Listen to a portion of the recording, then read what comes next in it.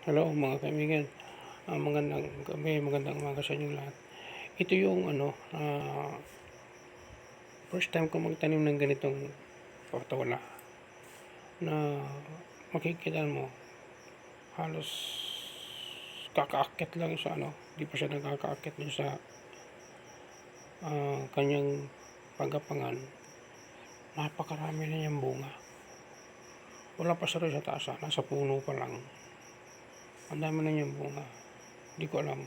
Ang dami kong pinitas. Tinanggal ko siya ng unang bunga. Tinanggalan ko ng bunga. Pero walang tigil pa rin siya sa pagbunga. Hanggang siya makaakyat na. Kita mo yung bunga niya nasa puno. Ayan, mga kaibigan. Tingnan mo. Nasa puno, ilang tangkal pa lang nakakaakyat. Pero nandun yung bunga niya. Na-amaze ako. Kala ko nga ito wala na pag-asa kasi ang liliit nito nun. Kita mo siya, oh.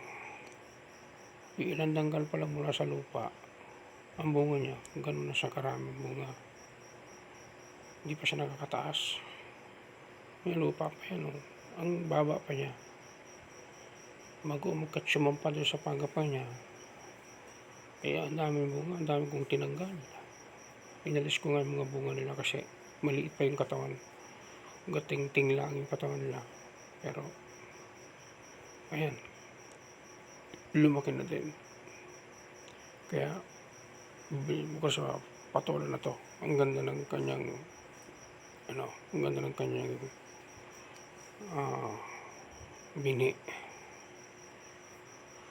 Napakagaling. Thank you for watching and magandang umaga sa inyong lahat. Bye bye.